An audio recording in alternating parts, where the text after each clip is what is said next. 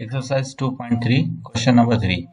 Find the limit of the following sequences whose nth terms are. अब question number first है, इसके अंदर general term मिला हुआ है, तो हमें गिवन है an is equal to 1 plus 5n upon 7n। अच्छा, इस क्वेश्चन की हमें लिमिट फाइंड करनी है और nth टर्म हमें गिवन है। तो सबसे पहले लिमिट फाइंड करने का पहला उसूल ये होता है कि आपने डायरेक्ट लिमिट पुट करनी है। तो सबसे पहले हम लिखते हैं limit, taking limit on both side.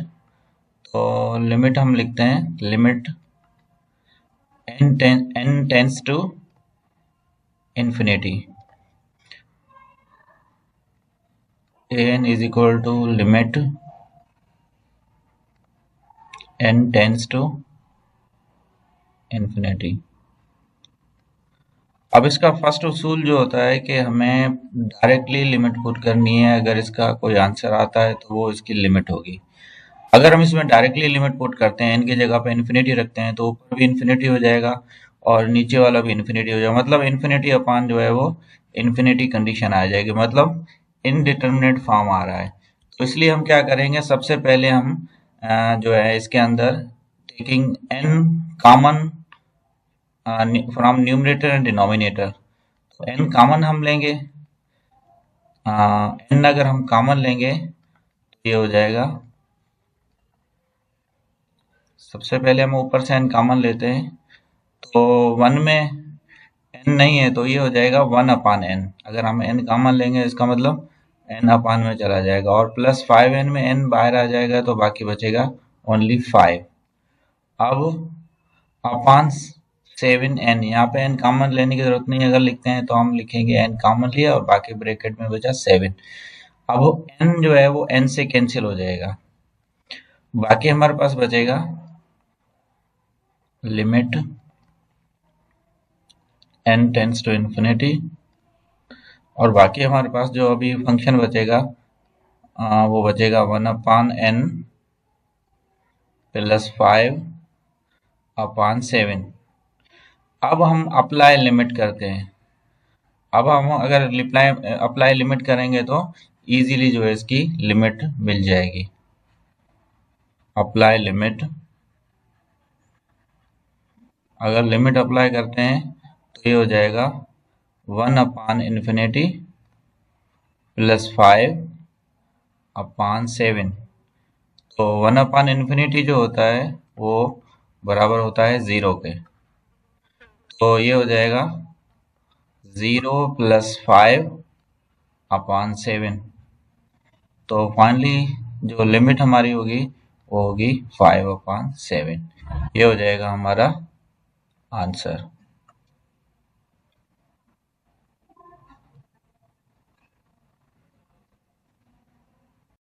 अब पढ़ते हैं पार्ट 2।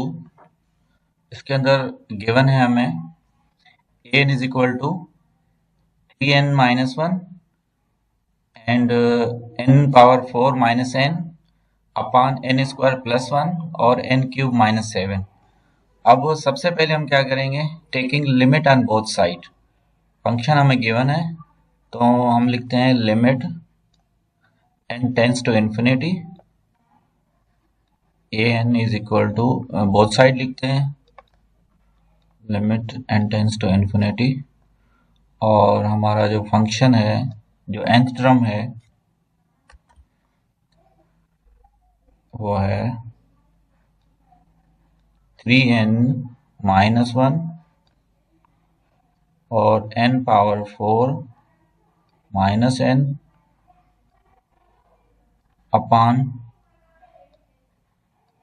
n स्क्वायर प्लस 5 और n क्यूब माइनस 7। अब अगर हम अगर डायरेक्ट लिमिट पुट करते हैं, limit n tends to infinity, तो न्यूमरेटर भी इन्फिनिटी हो जाएगा, डिनोमिनेटर भी इन्फिनिटी हो जाएगा। तो हमारे पास जो कंडीशन आएगी वो आएगी n इन्फिनिटी अपॉन इन्फिनिटी, मतलब इनडिटर्मिनेट फॉर्म आ जाएगी। तो हम सबसे पहले क्या करते हैं, फर्स्ट उसूल ये होता है कि हम n कॉमन लेते हैं इसके अंदर जो वेरिएबल है n कॉमन लेने के लिए हम अगर अगर आप वो गौर से देखें तो फर्स्ट टर्म में n कॉमन निकल रहा है और सेकंड टर्म में n पावर 4 मैक्सिमम पावर है। तो ये मैक्सिमम पावर हम अगर कॉमन निकालेंगे 4 यहाँ से 1 यहाँ से, तो ये यहाँ पे जो कॉमन निकलेगा वो होगा n5, दोनों में से कॉमन आएगा तो ये हो जाएगा n5, limit n tends to infinity. और फर्स्ट टर्म में से n निकलेगा और सेकंड में n पावर 4, तो ये हो जाएगा n पावर 5। तो फर्स्ट में अगर 3 n में से n निकल गया, बाकी बचा 3 और माइनस, और 1 में n नहीं है तो n कॉमन निकलेगा तो ये हो जाएगा 1/n। और देन सेकंड टर्म के अंदर n पावर 4 कॉमन आ गया, बाकी बचा 1 और यहाँ पे n पड़ा हुआ है, बाकी बचेगा 1/n पावर 3, क्योंकि 4 कॉमन निकल रहा है तो यहाँ पे बाकी बचेगा n पावर 3। अब अपान में फर्स्ट टर्म में निकल रहा है n² और सेकंड टर्म में निकल रहा है n³, तो यहाँ से भी n पावर 5 कॉमन निकलेगा। तो फर्स्ट में से n² कॉमन निकल रहा है तो बाकी बचेगा 1 और बाकी 5 में n है नहीं तो ये चला जाएगा अपान में n²। देन सेकंड टर्म के अंदर n³ है, n³ कॉमन आ गया, बाकी बचा 1 माइनस 7 में n नहीं है क्यूब, तो ये चला जाएगा n³ जो है वो अपान में। तो ये कॉमन ले लिया हमने सारा। तो अब हम देखें n पावर 5 और n पावर 5 ये कैंसिल हो रहे हैं, तो बाकी हमारे पास जो बचेगा वो बचेगा और उसमें हम क्या करेंगे, फिर डायरेक्ट लिमिट पुट करेंगे। तो सबसे पहले हम जो बाकी बच रहा है उसको हम लिख लेते हैं। बाकी बच रहा है फर्स्ट, यहाँ पे फर्स्ट टर्म के अंदर बच रहा है 3 माइनस 1/n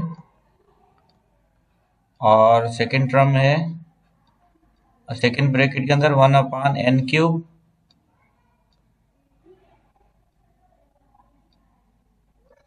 और अपान में 1 प्लस 5/n² और सेकंड ब्रैकेट के अंदर है 1 माइनस 7/n³। अब हम अप्लाई करते हैं, डायरेक्ट लिमिट पुट कर देते हैं। अप्लाई लिमिट,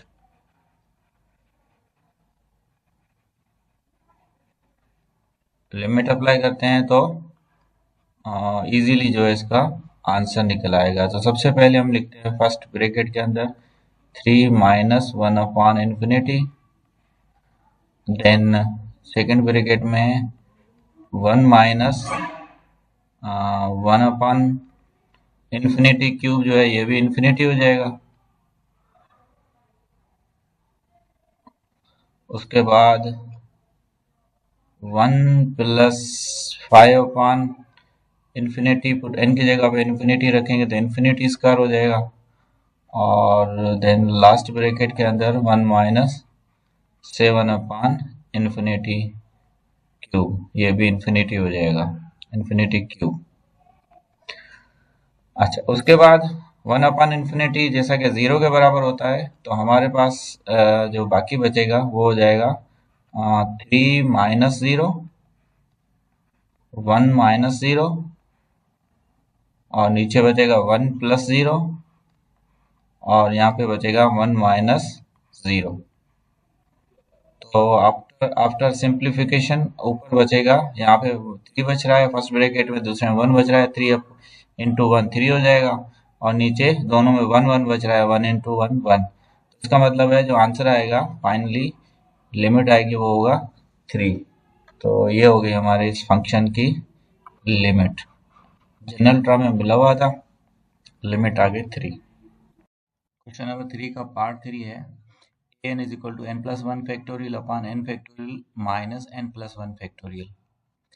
तो सबसे पहले सेम उसी पैटर्न से हम सबसे पहले लेते हैं taking limit on both side. तो लिमिट होगी n tends to infinity, n is equal to limit n tends to infinity और n plus 1 factorial n factorial minus n+1 factorial. अब जैसा कि हमें पता है n फैक्टोरियल के बारे में थोड़ी सी नॉलेज होनी ज़रूरी है। अब सबसे पहले देखें n फैक्टोरियल, हमें पता है कि n फैक्टोरियल बराबर होता है n-1। अगर इसको एक स्टेप हम इसको एक्सपेंड करते हैं तो ये हो जाएगा n और n-1 फैक्टोरियल।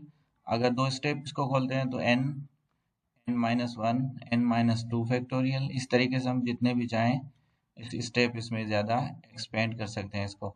लेकिन यहाँ पे हमारा जो क्वेश्चन है उसके अंदर दिया हुआ है n+1, तो इसको भी हम सिर्फ एक स्टेप एक्सपेंड करेंगे इसको। ये होगा n+1 फैक्टोरियल बराबर होगा, फर्स्ट n+1 सेम रहेगा और देन n+1 में से एक माइनस होगा, जिस तरीके से ये माइनस किया हुआ n+1, तो ये हो जाएगा माइनस।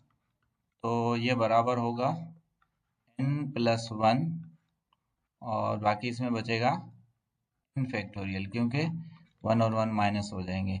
हमारे पास जो फाइनल ये आएगा। तो अब हम ऊपर जो हमें क्वेश्चन के अंदर दिया हुआ है n+1, इसको हम एक्सपेंड करेंगे दो टर्म के अंदर। तो सबसे पहले इसको हम एक्सपेंड कर देते हैं, limit n tends to infinity. इसको हम एक्सपेंड करते हैं n+1 और n फैक्टोरियल, और ये सेम रहेगा n फैक्टोरियल माइनस, इसको भी सेम एक्सपेंड कर देंगे, ये हो जाएगा n+1 और n फैक्टोरियल। अब हम देखें ये ऊपर भी एक टर्म है, नीचे दो टर्म दिए हुए हैं, इन तीनों में जो है वो n+1 कॉमन है। n+1 हम इसमें से कॉमन ले लेते हैं।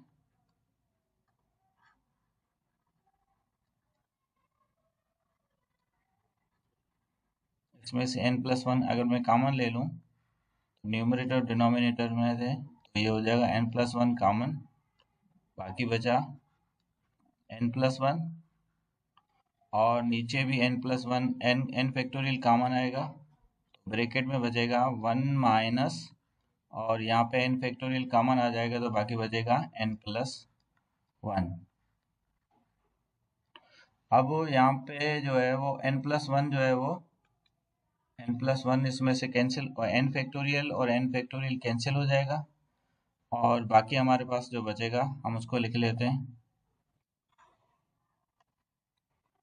बाकी ये हो जाएगा लिमिट टेंड टू इन्फिनिटी, और बाकी हमारे पास बचेगा n+1 न्यूमरेटर में बचेगा और नीचे बचेगा 1 माइनस, ब्रैकेट को हम ओपन कर देंगे तो n और ये माइनस प्लस माइनस हो जाएगा। तो इसके बाद हम देख रहे हैं कि इसके अंदर डिनोमिनेटर में +1 और -1 कैंसिल हो रहे हैं, और बाकी यहाँ पे बचेगा ऊपर बच रहा है n+1 और नीचे बचेगा माइनस का n। तो इसके बाद अब हमारे पास थोड़ा सिंप्लीफिकेशन के बाद ये आंसर आया। अब इसके अंदर भी अगर हम डायरेक्ट लिमिट अप्लाई करते हैं तो इन्फिनिटी अपॉन इन्फिनिटी कंडीशन आ रही है अगेन। तो हम क्या करेंगे, अब इसमें से अगेन हम कॉमन ले लेते हैं, n फैक्टोरियल हम कॉमन लेंगे न्यूमरेटर डिनोमिनेटर में से, ये इजीली जो है वो कैलकुलेट हो जाएगा। इसके लिए हम क्या करते हैं, तो हम सबसे पहले कॉमन ले लेते हैं इसमें से टेंड्स टू इन्फिनिटी, हमने कॉमन ले लिया तो यहाँ पे बचेगा 1 प्लस, और यहाँ पे n नहीं है तो 1 अपान n आ जाएगा, और नीचे जो है वो कॉमन लेने की जरूरत नहीं, ऑलरेडी n है, तो यहाँ पे अब n जो n से कैंसिल हो जाएगा,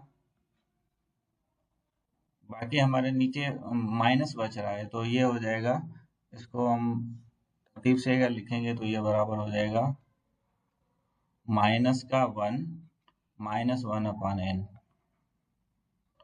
क्योंकि माइनस मल्टीप्लाई हो रहा है तो ऊपर बच रहा है 1 + 1 अपान n, हो जाएगा -1 -1 अपान n।